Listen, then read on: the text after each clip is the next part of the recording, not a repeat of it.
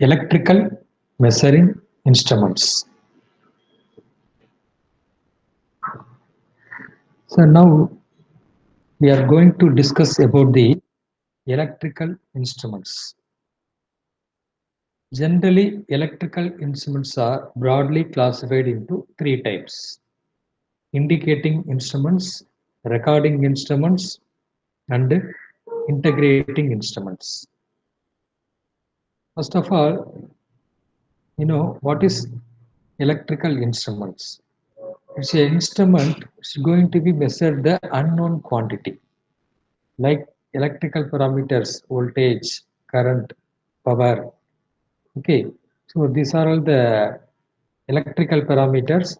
The parameters are going to be measured the unknown desired quantities by using this electrical instruments. Generally, three type of instruments are there: indicating instruments, recording instruments, and integrating instruments. We see one by one.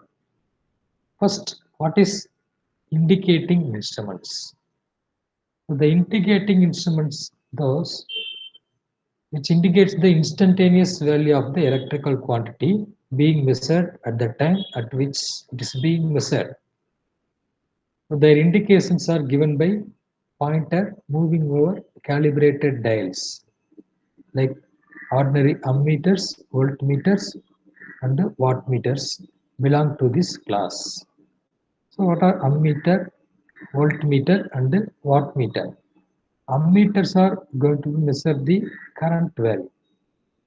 Voltmeters are going to measure voltage, power. Wattmeter can measure the power value. So this is the indicating instruments. You see the diagram of indicating instruments. So now indicating type instruments. In this indicating instruments, which are having one pointer and scale. Okay.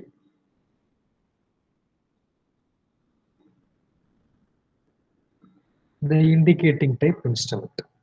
The indicating instrument having pointer, scale, right? They are going to be measure the electrical quantity, right? In the recording instruments, these instruments give you a continuous record of the given electrical quantity. So apart from the indicating instrument, the recording instruments which gives you a continuous record of the given electrical quantity which is being measured over a specific period. Right? Indicating instrument is not a specific period, but recording instrument is going to measure over a specific period. The readings are recorded by drawing the graph. The pointer of such instrument is provided with marker, pen or pencil, which moves on graph paper as per the reading. Example, XY plotter, right? ECG. So these are all the example of recording instruments. The indicating instruments, example of these indicating instruments are ammeter, voltmeter, wattmeter. So in these instruments indicate the instantaneous value, but these recording instruments measure over a specific period. Record the given electrical quantity is being measured over a specific period with the help of this pointer. It's not a pointer, it's a marker. Okay, but here pointer is there. Right? So this is the difference between these indicating instruments and recording instruments. See the another one, integrating instruments. These instruments measures the total quantity of electricity delivered over period of time. The total quantity of electricity delivered over period of time. Example, energy meter, right? The household energy meter register number of revolutions made by the disk to give the total energy delivered with the help of counting mechanism, right? It also consisting of dials and pointers. So this is the integrating type instruments. So we knows indicating instruments going to be measure the instantaneous value.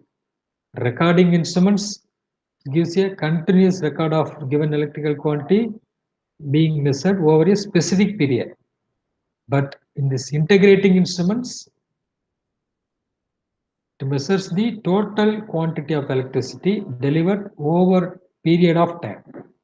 Right? So these are the difference between these three type of instruments, indicating, recording, and integrating instruments. But in these integrating instruments, there is no pointer. There is no pointer and scale. Right? So in this integrating type instruments, measure the electricity value. Example, measured energy with the help of counting mechanism, right? With the help of counting mechanism consisting of dials and pointers, right? So integrating instruments measure the total quantity of electricity delivered over the period of time. So that's why this is the integrating instruments. The example of integrating instruments are energy meter. Okay, right. The next one is, what are the essential requirement of an perfect instrument? The instrument having three requirements. The requirements of one is force, main force. Which are the main forces? Deflecting force, controlling force, and the damping force. These three forces are required here instruments, electrical measuring instruments. Suppose any one of instruments, any one of force absent in the instrument cannot measure properly. Cannot measure properly. So these three forces are required to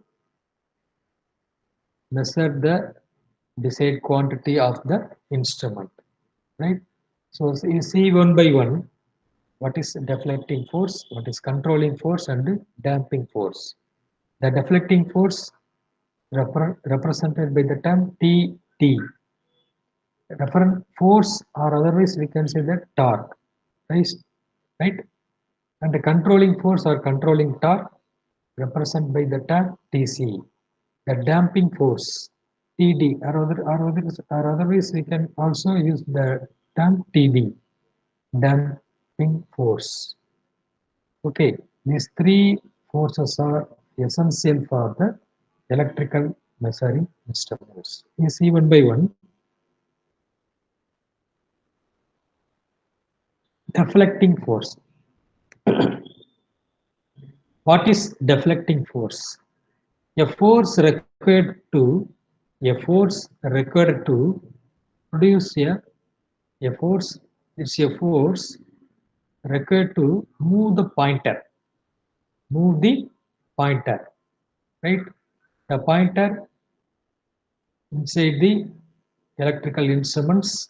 Say a force required to move the pointer. The pointer, the deflection of the pointer is proportional to its magnitude. The magnitude is whatever it may be, voltage or current. Okay, so this is the deflecting force, or otherwise we can say that this is operating force. A force required to move the pointer.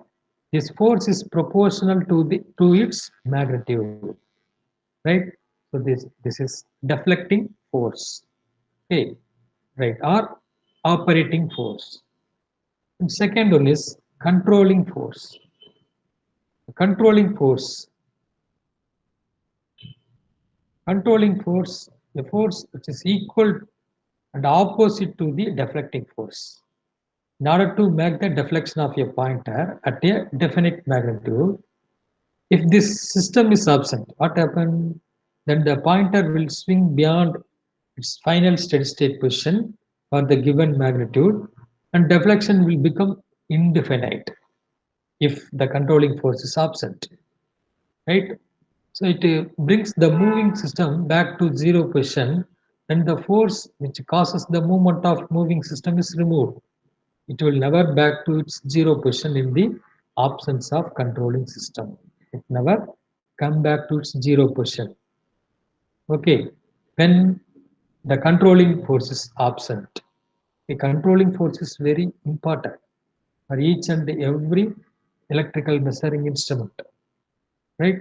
So the controlling force which is equal and opposite to the deflecting force, so that the pointer get in steady state position for the measured quantity, right? Or otherwise, the pointer will swing beyond here and there. And its final steady state position give magnitude, and the deflection will become indefinite.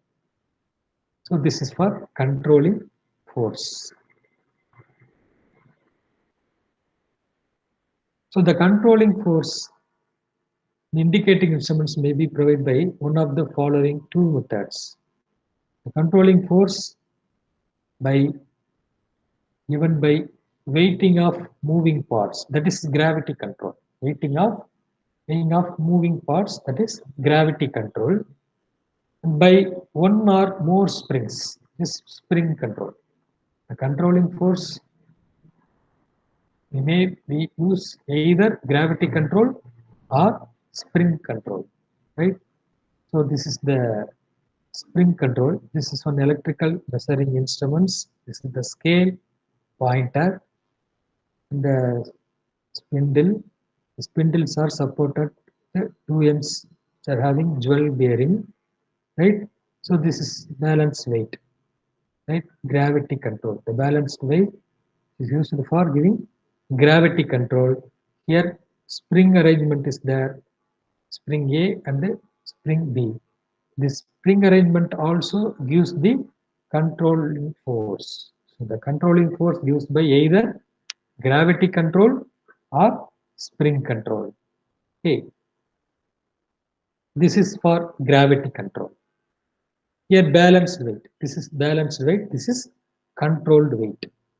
Right? This is balanced weight. This is controlled weight. The spindle, the pointer. The angle of deflection. Theta is angle of deflection. Initially, the position of the pointer is A. Then after getting some force, after getting some deflection, right? Due to the force, the pointer moves from the point A to B. The angle theta is the controlling angle. This is the deflection angle, right? The length of pointer is L. Okay, so at the time the net force is W. So here just inside the two forces W cos theta and W sin theta, right? So this is the gravity control. The gravity control, the gravity control given by two weights, balance weight and control weight. Okay. And the final third one is damping force. The damping force, if the force is not there, after getting the force,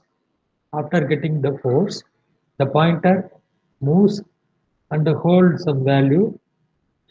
Then after that, we can remove the force. The pointer come back to zero.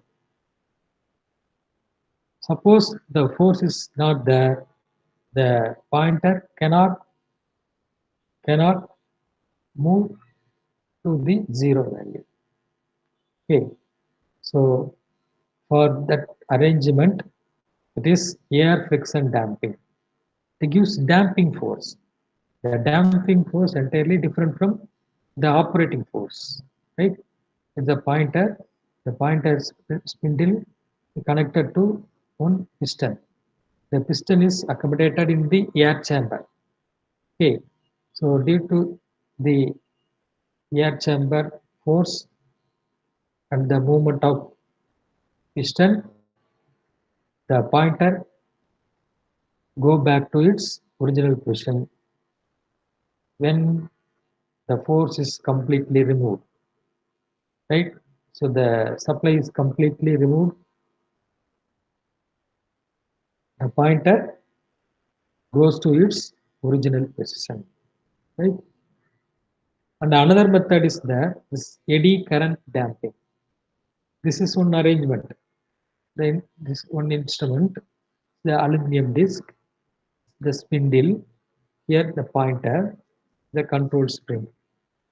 Due to the operating force, the aluminum disc rotates continuously. So we are need to stop the rotation of aluminum disc. At the time we are giving damping force. Here air friction damping we are applying here. Air friction damping applying here by using the air chamber and the piston arrangement. Here damping magnets used. The damping magnet gives one magnetic field. The aluminum disc gets some magnetic field. These two magnetic fields are opposing each other. Here current produces. The current is known as eddy current. Due to the eddy current, the aluminum disc completely stopped. The aluminum disc completely stopped. Okay, this is eddy current damping.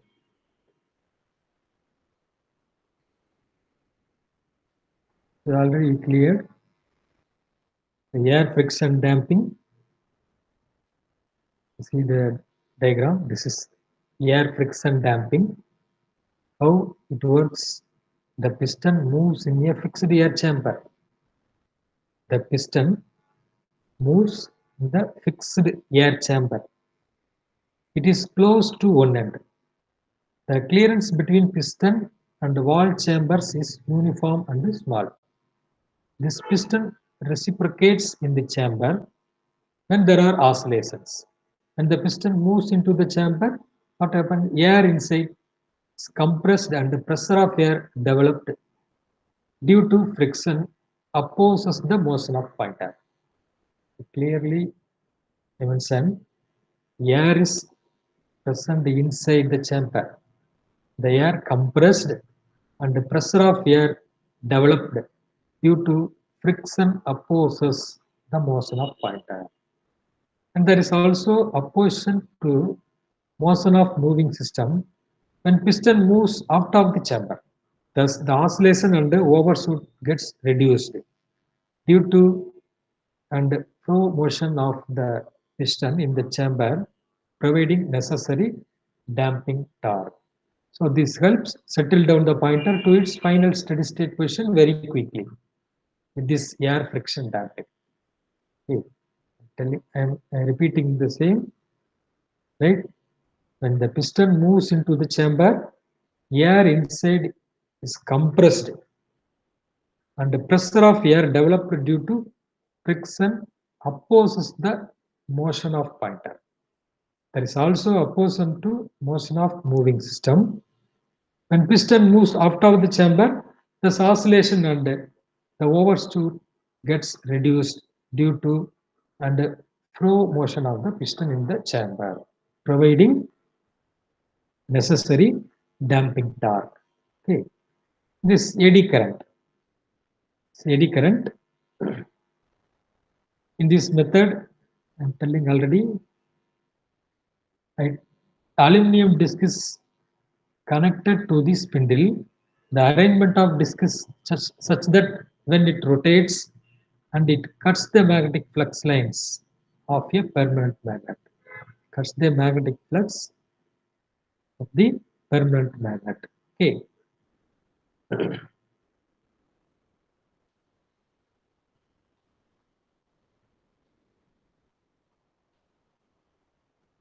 Right. When the pointer oscillates, aluminum disc rotates under the influence of magnetic field of damping magnet. So disk cuts the flux, which causes an induced EMF in the disk. Right? EMF induced in the disk due to flux. Okay, the disk is closed. Here the disk is closed one, closed part. The disk is closed one, right? So the disk is closed path, hence induced EMF circulates current through the disk are called eddy current. The direction of eddy current is so as to oppose the cause producing by it. Okay, the direction of eddy current is so as oppose the cause producing it. The cause is relative motion between disk and the field. Thus, it produces an opposing torque so as to reduce the oscillation of pointer. Due to the opposing torque, to reduce the oscillation of pointer, this brings pointer to rest quickly. It comes fast to quickly. The rest position. Come fast to the rest position. Okay, so this brings pointer to rest quickly. So this is the effective method. The damping eddy current method of damping is very effective one. Okay.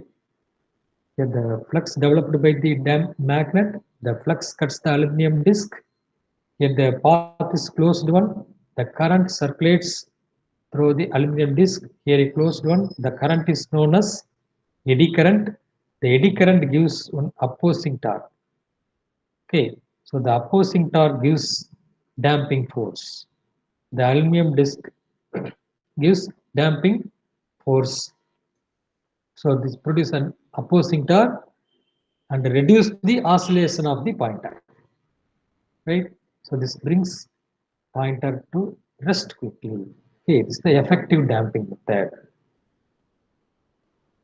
Okay, so far we have discussed each and every instrument having important forces which are deflecting force, controlling force, and damping force.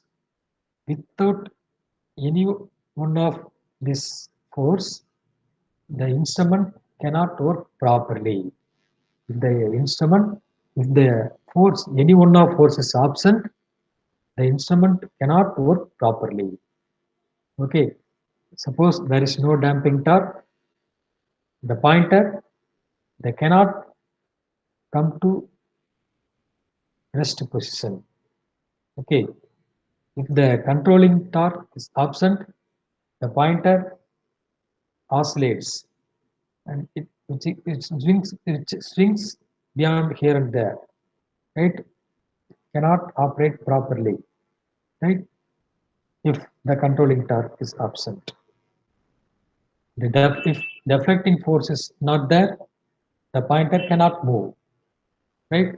So these are all the three essential requirements of an instrument. Right?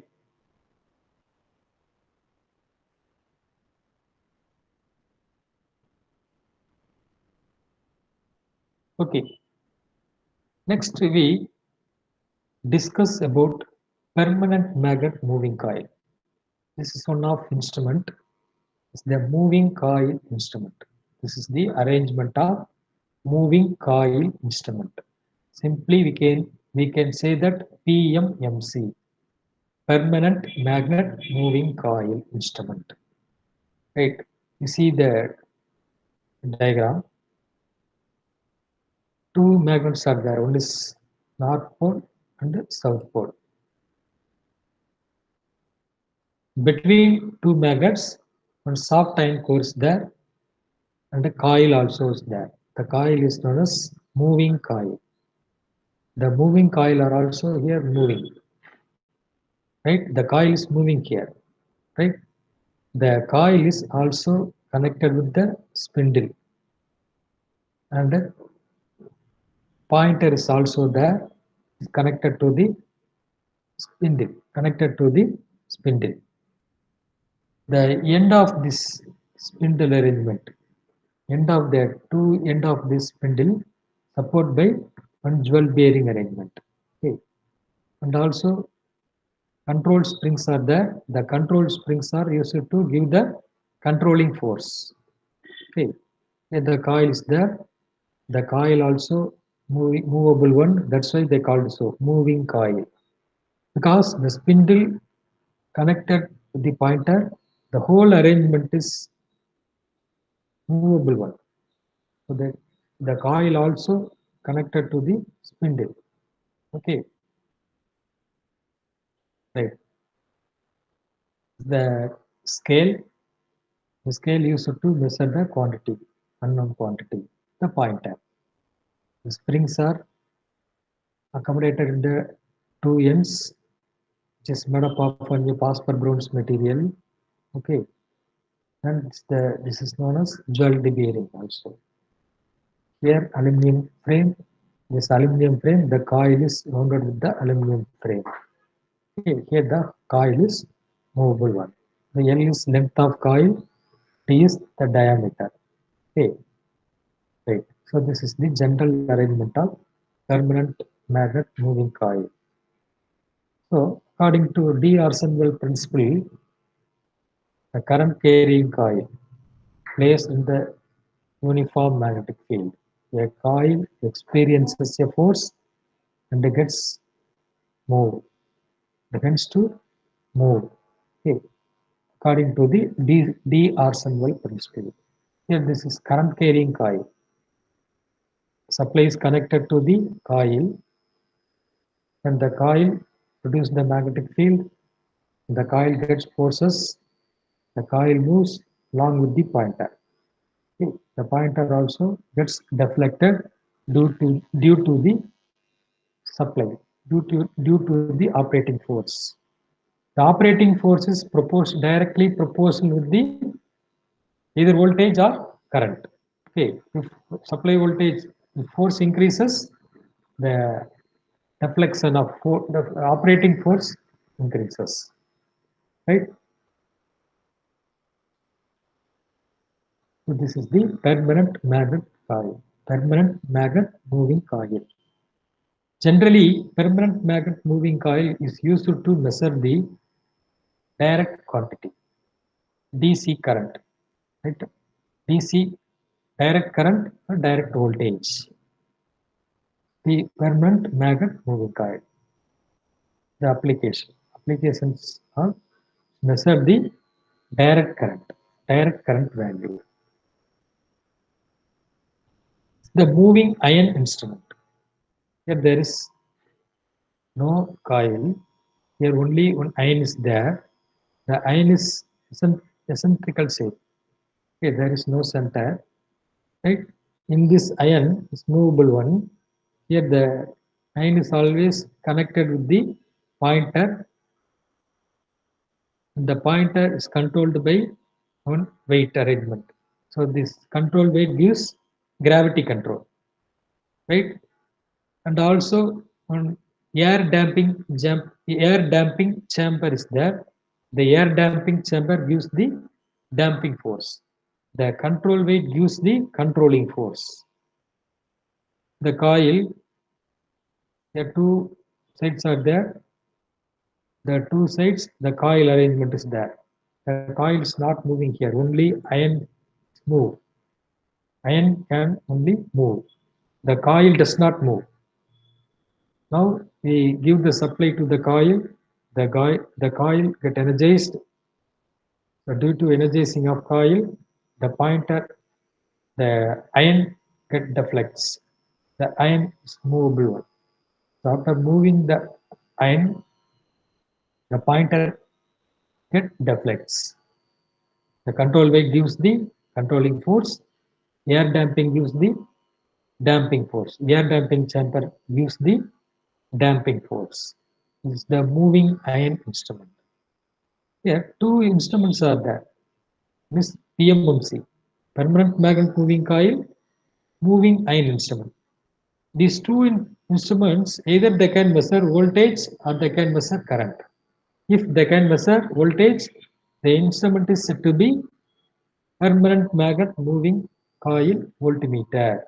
Suppose the instrument is going to be measured current, the instrument is said to be permanent magnet moving coil ammeter. Okay.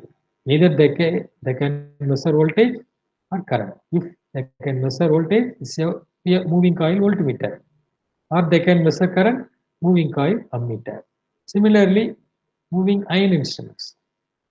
But the moving coil measures only the direct quantity, DC value. But the moving ion, either they can measure AC as well as DC. Right? The moving ion instrument measures AC or DC, but the moving coil measures only the DC value, not AC. If AC is connected, the pointer cannot get the operating force because the force is AC, the supply is here AC. First, the positive supply, the opposing force positive, then the current reversal. The reversal is due to the reversal, the pointer gets negative torque. Again, positive and negative continuously. So due to this continuous positive and negative, the net torque is zero, no torque angle. The pointer does not move because the net torque is zero, right? So the moving coil instrument, they cannot measure AC, right? Due to the reversal of current. So finally, the net torque is zero. Positive torque, then again negative torque, positive torque, negative torque. The pointer get oscillates, no torque, right? So due to the reason, the pointer never the pointer never operate. When the pointer never operates, we give the AC supply to the coil. The net force is zero. The pointer does not respond for AC supply. Okay. So hence, the moving coil instruments can only measure the DC supply, DC quantity, either DC voltage or DC current. But the moving ion instrument, they can respond either AC or DC. It's not a problem for torque angle. They can respond positive torque and also they can respond negative torque. Right? So the moving ion instrument, they can measure only, yes, they can measure AC as well as DC. They can measure AC voltage or AC current. Right? The difference between these two, moving coil instrument and moving ion instrument. The advantages of these instruments, they took very less power, like microwatts, milliwatts. Suppose if it will take more power, the power loss can occur.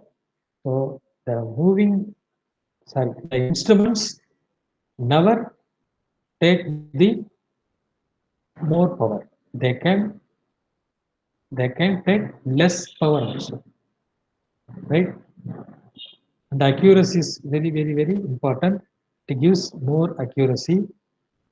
It gives more accuracy for the moving ion instrument. Okay, so this is the advantages of moving ion instrument. Weight, weight is very, very less for this moving ion instrument. Okay, some permanent moving coil measures only DC. Moving ion instruments measure AC. Right? Okay. Already we discussed moving ion instrument, moving coil instrument. An instrument can measure voltage or current. If an instrument going to be measured voltmeter, the instrument is said to be voltmeter. If the instrument is going to measure current, the instrument is said to be ammeter. How the voltmeter and ammeter connect in this circuit? This is one circuit. In this circuit, we have to measure the voltmeter. We have to measure the voltage and current. Suppose we measure the voltage, we are using the instrument as a voltmeter. Suppose we can measure the current, the instrument they are using ammeter. Right? How the voltmeter and ammeter connects? The voltmeter connect always across the supply. Here the resistor is there. You can measure the voltage across the resistor. So at that time, the voltmeter connecting across the supply, across the resistor. If we need the supply voltage, if need the battery voltage, the voltmeter connecting across the battery. So the voltmeter ever connecting parallel with the supply or element. Okay, right. Next, ammeter. Ammeter is going to be measure the current value, right? So ammeter is always connecting series with the supply, no parallel, not in parallel, because they can measure current. The current circulates the circuit through the resistor, the LED, right? So we can measure the total circuit current. So for that purpose, the ammeter is always connected series with the circuit. So this is the connecting procedure. How voltmeter and ammeters are connects in the electric circuit. Okay. Thank you.